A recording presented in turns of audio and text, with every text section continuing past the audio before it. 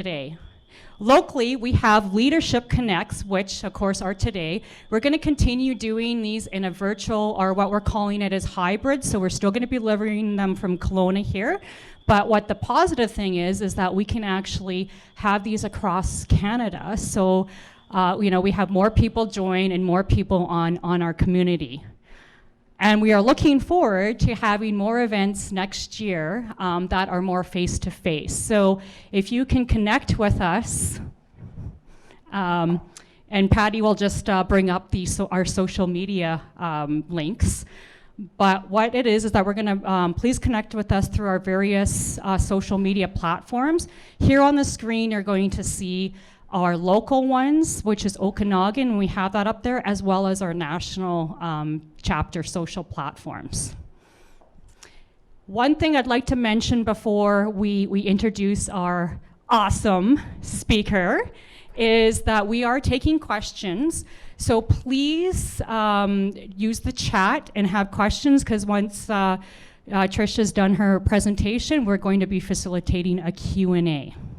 So with that, now what I'd like to do is introduce an international speaker, broadcaster, passion igniter, and who has shifted over 1,000 people to reach soul-centered success. Please welcome Trisha Miltimore, who is a passion igniter, coach, and mentor. Welcome. Yeah, thank you. Woohoo! Thank you, audience. Hello, everyone at home. We're just going to get it set up for the PowerPoint, and then we'll get rolling. I'm just grateful that you're all here sharing this time, because I know it's not easy to arrange lives to get in front of your computer to be a part of today. So I am very grateful for that. I myself have 4 children, and I like to sign up for a lot of webinars. I don't always get to them all, but you're here, so this is fantastic. Thank you. We're going to get rolling with the PowerPoint. And thank you for the introduction. It's very nice of you. I always feel with introductions, like so much pressure now, right? I know, yeah. Let's see if this works. Did you want to try that sticky thing maybe in and out again? Yeah, it is going. Oh, the actual. Yeah.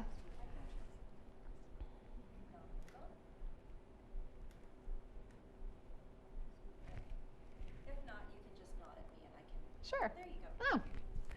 Wow, it works. It's amazing.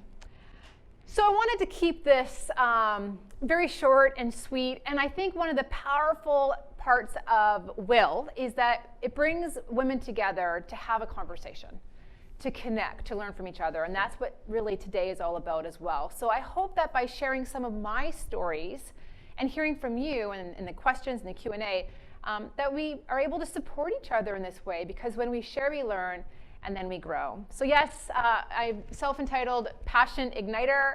I always like to joke that I don't sell sex toys, although I do believe that could be a very good secondary revenue. I'm going to work on that.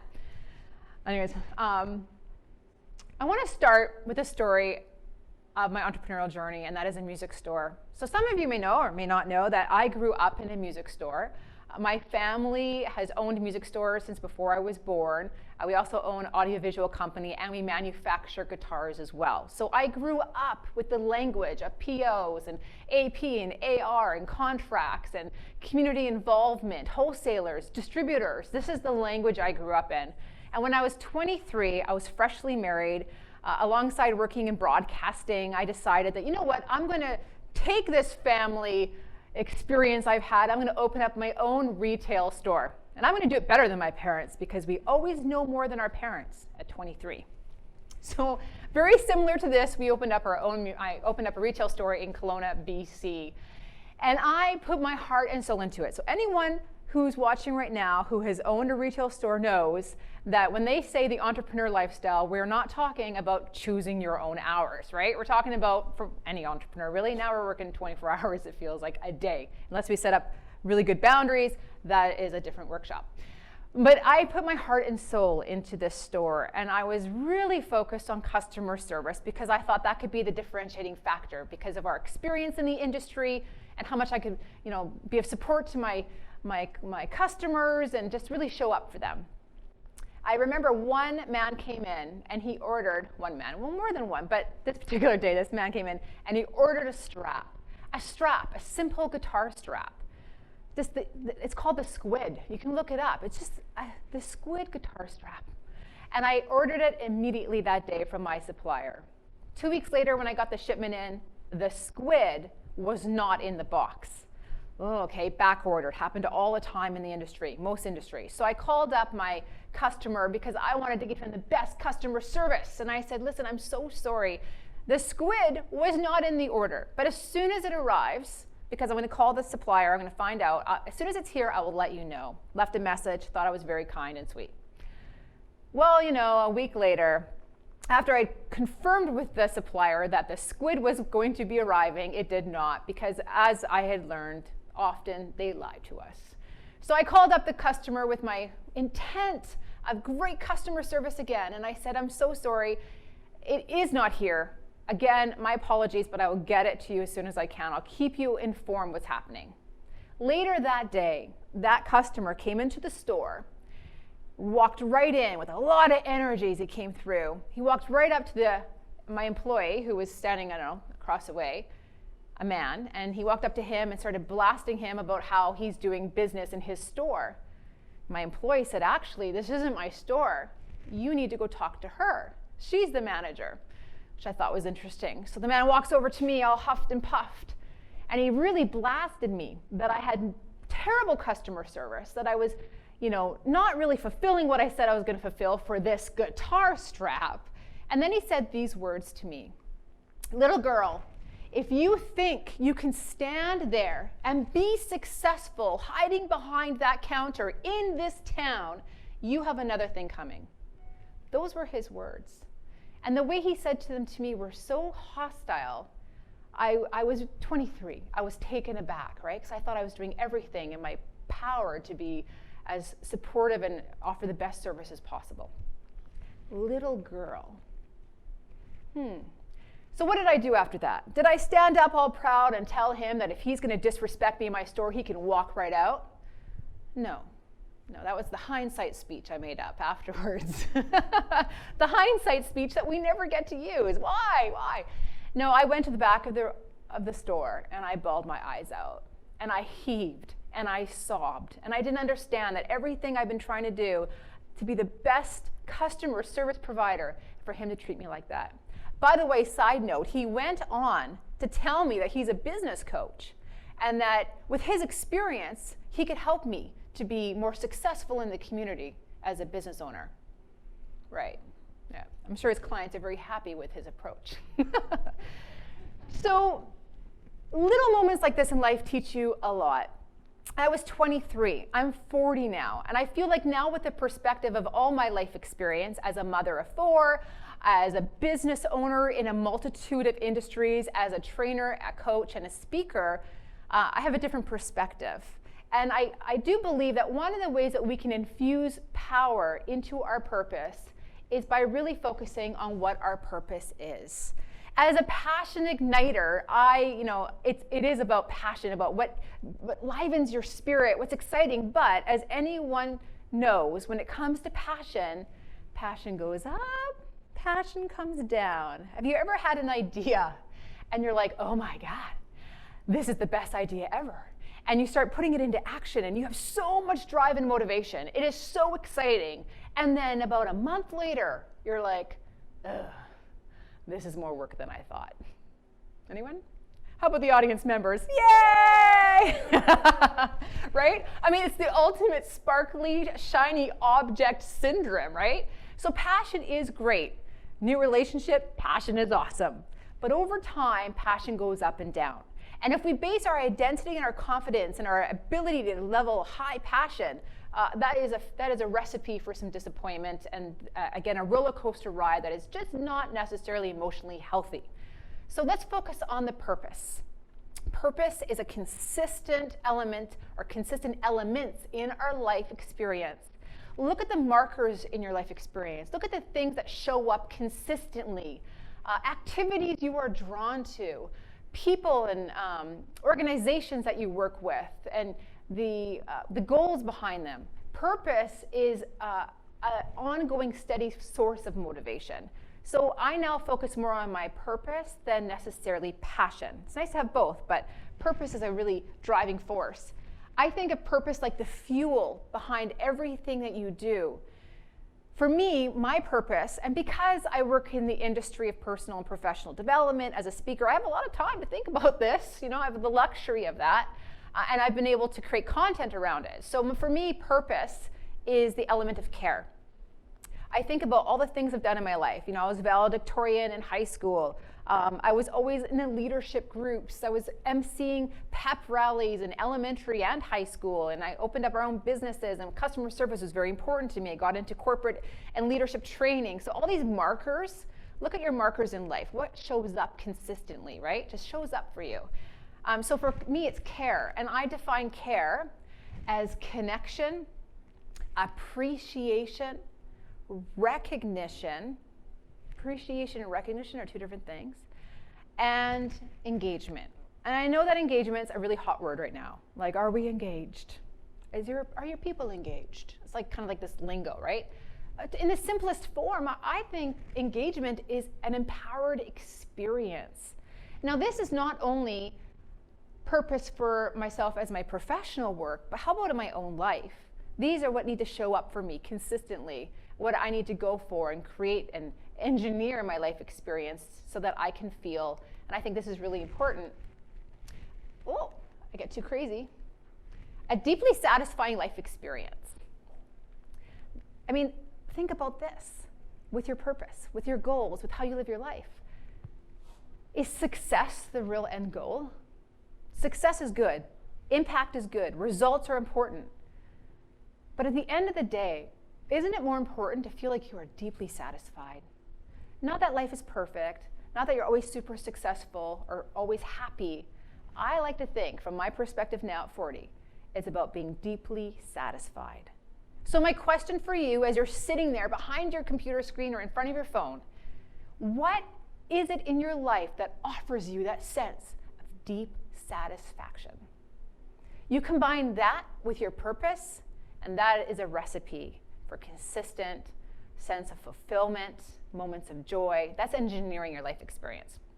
So this is what I really focus on now in my training, but my own life, deeply satisfying life experience. Because success comes and goes. And how many of you have had success, and then as soon as you reach it, you're like, oh, there's the other mountain. Yes, that looks good.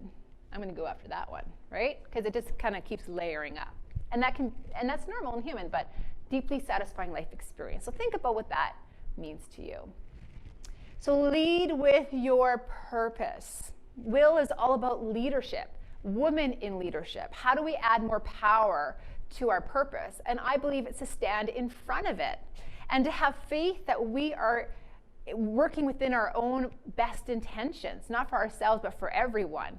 And I think a lot of times we can question our ability to do something, but we could have more confidence if we work on it, on our intention, and just knowing that that is good enough, that putting your best intention out there with your own spirit and heart is really how you're going to make impact. So lead with your purpose is a great amount of people focusing on not just creating success, but creating success that has impact for those around you as well, right? So this is the impact aspect. So lead with your purpose and have faith in it. Have faith that you're out there doing the best that you can. So I want to share with you a leadership tip. This is a tip that, an entrepreneurial tip, if you want to call it, that has absolutely impacted my world. And it's related to that first story I told you about being in the music store and having a customer come in and try to knock me down. And it is this: we need to fail and forge forward even when we do not receive the respect we know we deserve. And the first part of that statement is like literally, I think it to myself all the time. Fail and forge forward. We need to fail. We need to be uncomfortable. Leadership is uncomfortable because we're always expanding ourselves, our skills, and our ability to communicate and connect. And working with humans is always new scenarios and new types of personalities. So we need to be uncomfortable with failing. Okay, that's nothing new, but getting really comfortable with it. That's we have to lose that sense of perfection and these high, incredible standards we put on ourselves. The burden and weight on our shoulders can be overwhelming. Forge forward.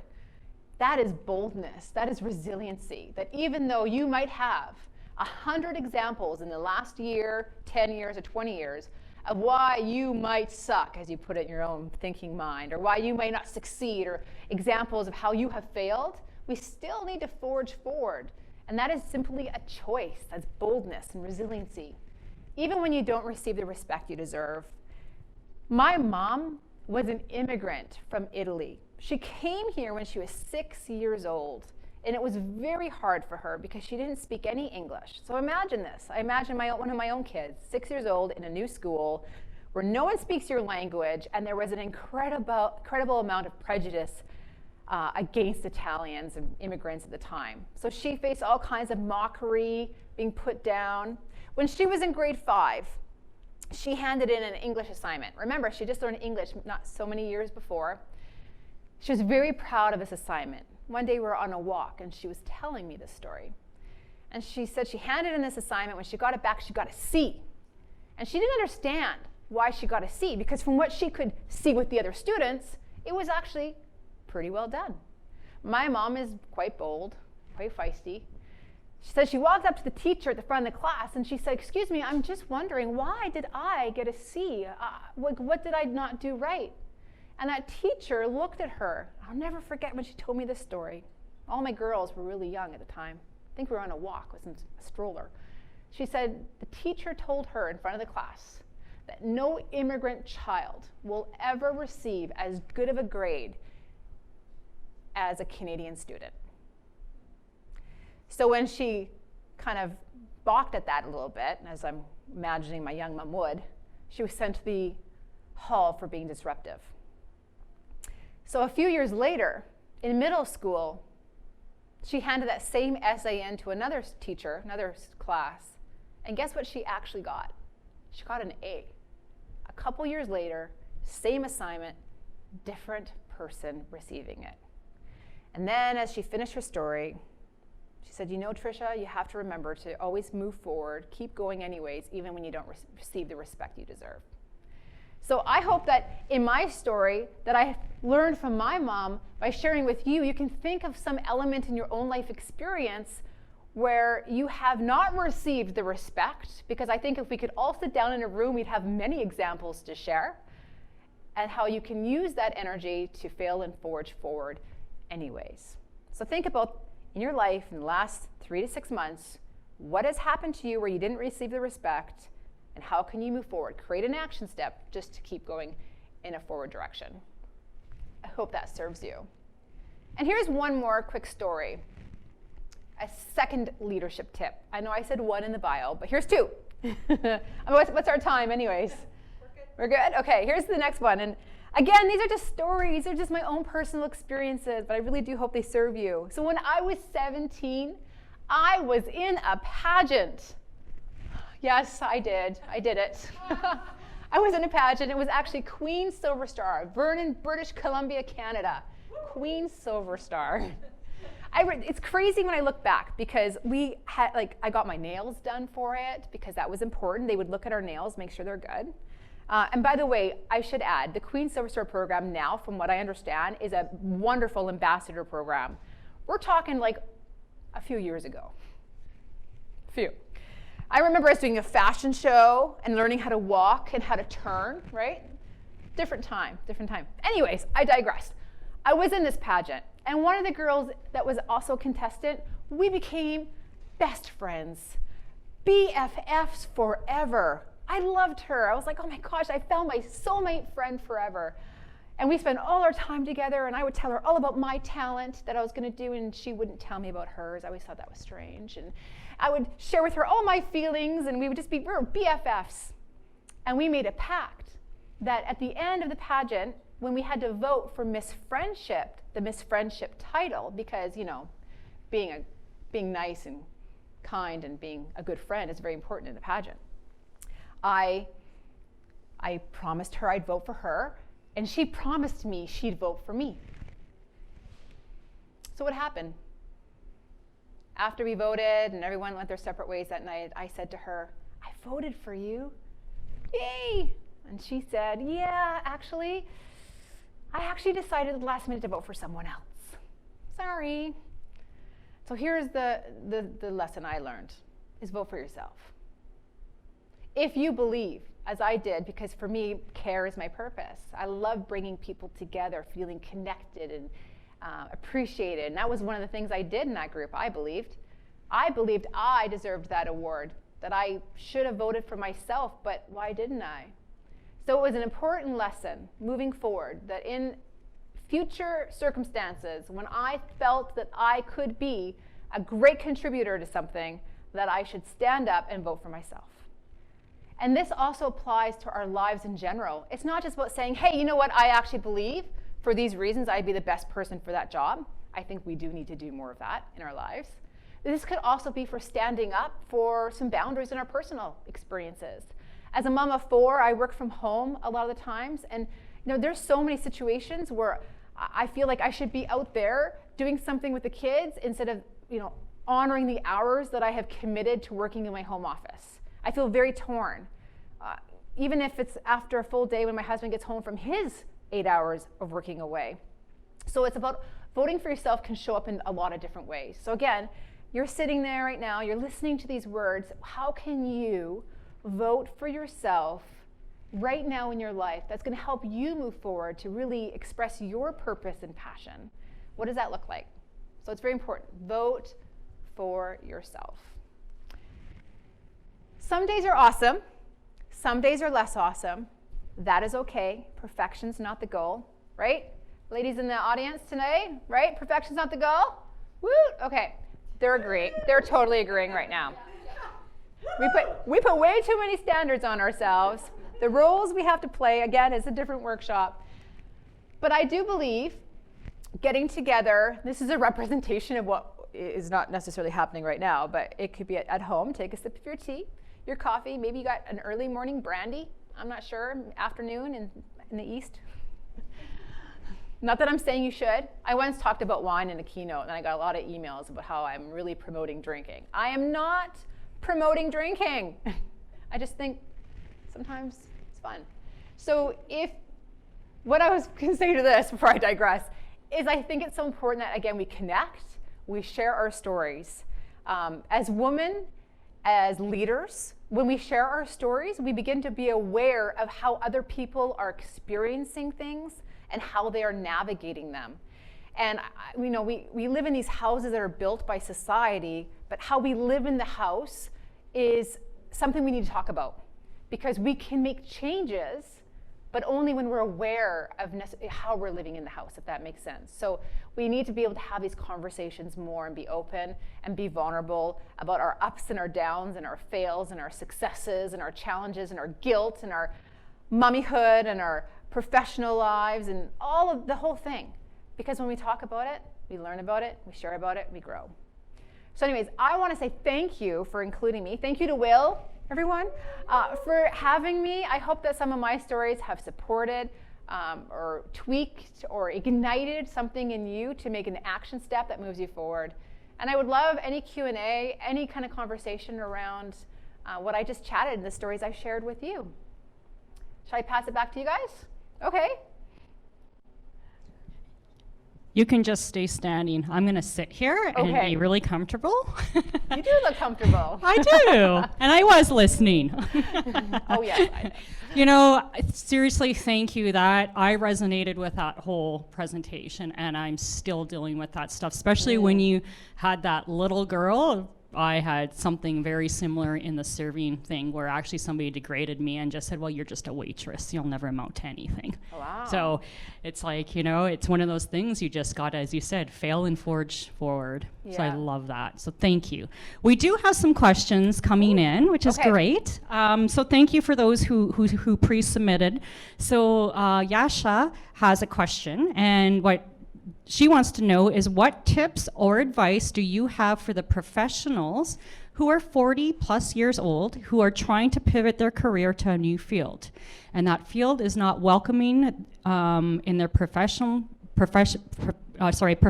background and their age range? Oh, okay. Good question. Yeah, and I work with a lot of people in transition, life transition, and often it is between 40 and 55 with that exact same question. And it can be really, really challenging, so thank you for asking the question.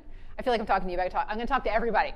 I don't think there's any easy answer, but again, it's about getting the experience and getting your foot in there. And I think sometimes when we're a little bit older and more experienced, we are a little bit less, sometimes we're just a little bit more resistant to that, doing what you have to do to get in, right? So be open to doing all kinds of new things for the training, just to get your foot in the door. And it's all about relationships and connections. So get on LinkedIn, connect with the people in the industry, start really following the companies, learning their language, learning the kind of business that they do and how they do it, and start forging those relationships, because truly it's the connection relationships that drive a lot of opportunity. So getting out there and quote unquote networking, even if it's just virtually, and then having the confidence to know that you deserve it. And it doesn't have to be all or nothing, and it doesn't have to be all at once. So give yourself some space and time. I think once we get over 40, we're like, I'm running out of time. This pandemic, I'm running out of time. But you have lots of time, because I've worked with people who are 55 who are starting new careers. And they still have 10 or 15 years in that career. So remember, you have time. Take a big breath, make the connections, and get your foot in there and start asking for what you want. So a little bit of boldness there with people you connect with. Be like, hey, I'm interested in getting into this career, this profession, looking for some opportunity. Without knowing your full circumstance, those are the tips that I would provide, for sure. I hope that helps. Thanks. Okay, here's another question from Catherine. So she commented, actually, I am retired, but want to motivate others and still have some responsibilities with work. So I think what her question and what I'm assuming is probably around, like, how do you actually motivate? Like, what would be your tips on, how to motivate others? So I'm assuming that maybe that is around creating her own practice in speaking or workshops, that kind of thing. So becoming motivating people professionally. So like as a trainer or. Let's maybe talk about, what did you have to do in order to get to where you are, right? In terms of, the training and, the motivation piece, right? Just because you're a very inspirational speaker. So what did you do to kind of to get there? Sure. I'm hoping I'm answering that correct, Catherine. Yeah, and Catherine, if we're taking the wrong angle on this, send me an email. Like you'll have all my contact information. Send me an email. Would love to hear from everyone. Just any ideas or thoughts you have, or what I missed, or questions you have. So yes, but let's take it from that angle. So my journey is unique like everyone else's. I got into doing leadership training at the age of 17. I started speaking in schools on leadership, and then I began to host my own community workshops. And then I got involved in radio, which helped in terms of the broadcasting and building up the community workshops. And then from there it evolved as I evolved. I mean, I was super young. I became a mother. I got married, became a mother. I ran our own retail store for many years. And my training evolved as my experience did. But speaking was always a purpose element in my life. For whatever reason, I was always drawn to it. If you want to start making impact by motivating others, my first thought, because I work with helping trainers and speakers get off the ground in their own business, is to start writing, is to start creating your own content around your own experience and thoughts and stories. And you can do that with a simple blog, Squarespace site, whatever it can be, but start creating your content and then start hosting your own workshops. Staples is a beautiful resource for that. Local community spaces, and you create a workshop, you present it, and the most powerful part, and I love this aspect, is people come to your workshop virtually or in person. You share your story and your content, and it impacts someone. It will drive you forward. It is truly a wonderful experience to have. So I really hope you move forward with that and do it, because you have something that needs to be said, and somebody somewhere needs to hear it. And I really, truly believe that. So start writing, send your content. Hope that helps. Awesome. Great. Well, we have some questions still coming in, so I hope you're still good. I think we're only sitting at about just a little past 8:30. Couple comments for you is from Tanya. She says, such a great, authentic, entertaining, and intelligent presenter. Aw, isn't that nice? So we have to write that one down. I'll put it on Yes, the website. yes, right? And then Enya also had a comment too, and she just said, Trisha, can't wait to see you and get inspired by you again. Miss your bubbly energy. Oh, thank you, Enya. If that's the Enya I'm thinking of, thank you. And then, sorry, I'm just scrolling down here. I know we have some other questions here. Bring on the Okay, questions. Sheridan asks, how do you combat and overcome ageism in your job search and workplace? Ooh. It's interesting. Ageism goes both ways. So you may be speaking from ageism of being older and wanting to get into something.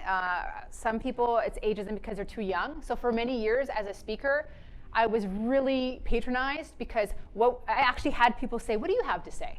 You're too young. What do you know, right? So then all of a sudden you get to 38, 40, and no one says it anymore. I guess I'm past that. I guess I matured. But ageism can go the other way too when you are, again, probably in your 50s, 55, or depending what industry and profession. You know, I think it's confidence. And it's being able to just still forge forward and saying, I have value to give. Now, when you're applying, obviously you need to make the connections. And I know I probably repeat myself, but for people who are making transitions in their life and they're looking for different employment, you gotta make the connections, because otherwise you're just a resume. And people can make all kinds of inferences. And I know there's all kinds of unconscious bias, and companies can try to take that away. But when you have connections with people, and you actually, they know who you are, even on a virtual level, it makes an impact. It makes a difference. Here's one more tip for anyone who's looking to pivot, make a life transition, especially from one industry to another. Informational interviews. To this day, I still do them, especially when I'm working in a new industry. So, if I get speaking engagements in the dental industry, I start interviewing dentists to know what they want and what they need and their mindset and perspective.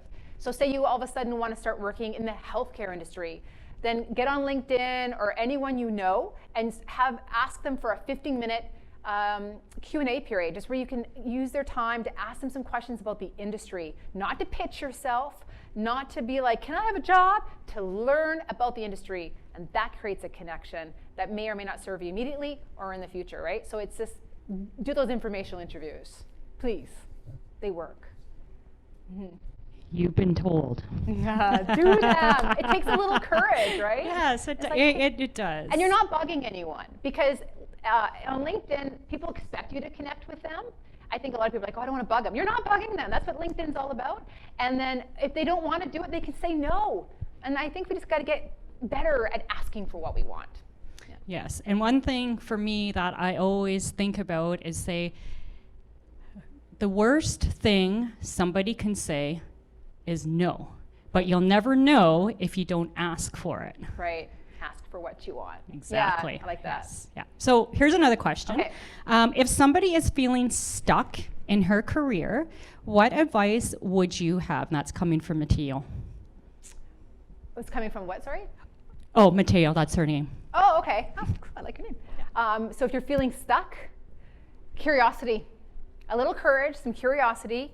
Start examining, again, what ignites your spirit, what has shown up for you throughout the years that is representative of what you naturally are good at. Whatever you do that you don't notice time passing, start there. Or get a coach as well, because coaches can really help ask the questions. They uncover your stories for you and help strip those away so that you can kind of get really honest with yourself, because we start telling ourselves all kinds of stories. Oh, I don't like doing this, or I don't want to do that, or this is not the kind of person I am. So we want to strip those away and figure out what it is that really drives you. And they can create action steps for you. So as a coach, I always want to coach because I know how valuable they are. So I would highly recommend that. And just start reading. I challenge you to read 2 books this month about anything that interests you. When we read, it changes our perspectives and expands our mindset. And it's simple to do. Well, sometimes. couple pages a night and you fall asleep. Sorry. Thanks. Okay, here's another question for Okay. you. Okay, so how do you stand out or cope in a world surrounded with all the distractions, right? So of course, right now it's COVID, Right. racism. There's always something going on, right? So what are your tips of like how you've overcome some of these barriers? The distractions. That's a really great question. It's so pertinent right now. From Nika, I just have to, give her a shout out here. Woo woo, good question. You get a good question award. Okay, so, and I want to preface this, as with everything else, that I'm just sharing from my own personal experiences. So I might say something, and if it really doesn't jive with you, then I think we all have to be better at doing what's right for us. You got to feel that out, right? But from my own experience, I focus on my purpose. And I try to eliminate distractions by time blocking. So I don't know if this is going to be helpful or not, but when I need to write, I time block it in because I have the 4 kids and I've got all these other things going on, and I just focus in on it. I put some epic movie soundtrack on Spotify in my ears, and I just go for it for 1 hour. And I try not to watch the news more than once a day, if that, because I find I can get sucked into it. The energy, the emotion, it just kind of, definitely not at night. I stopped doing that. So be really aware of where you're putting your time and energy. And if you are feeling super distracted, and your mind's going 1,000 places and the time blocking's not working, please go for a walk by yourself, outside, 20 minutes. I promise that'll help. Helps all my clients, helps everyone. Nature. Yeah, need more nature. So Kelsey has a question here, and it is, what should you look for in finding a coach? Ooh, okay. You need someone who you're going to jive with, for sure. And so feel free to interview coaches. Like, they're all about that, because a coach wants to resonate and connect with you as much as you need to. It's a two-way relationship. So look for someone who has expertise in the area that you are wanting to grow. And again, interview a few people to make sure you have that connection. And some people do online programs. Some people do an online program plus one-on-one coaching. I like to always have a little bit of one-on-one with my clients because I think that's what we're human. We need the connection. The accountability. Anyone out there need more accountability? Just me? Okay. Yeah, so that's what I would look for, is look for recommendations, referrals, testimonials. I once hired a coach from a reference from another person. And then when I asked the coach for other testimonials, none were provided because, she's just so busy and successful that she didn't really have any. I don't know what I was thinking. Anyways, I know now. I think it's really important to make sure you go on Google review, go on Facebook review, get the recommendations. That's pretty important. And have the connection. Mm-hmm. You're down here now. I am magical. So I just really want to thank you, Trisha, for coming out. It's been a fantastic session. Thank you. I think, moving forward, we're going to be doing a follow-up email to everybody. Okay. And we will send out, Trisha has this great package. She has a couple links. So what we're going to do is we're going to send that out to everybody. In terms of, I guess, next steps for what we're going to be doing here locally is please stay tuned. We put up that slide earlier for our social media platforms. Please do that. And if you want to speak at one of our events, such as Trisha just did a fantastic job, please get in contact with us. And again, all our information is on our social media sites. So again, thanks to Trisha. Woo! Let's make lots of noise for Trisha. Here are all of us 4 in the room. Party in the room. Woohoo! Yeah. And thank you again for joining, everybody. And everybody, have a great day. Thank you. That was awesome. Thank you. Oh, thank you.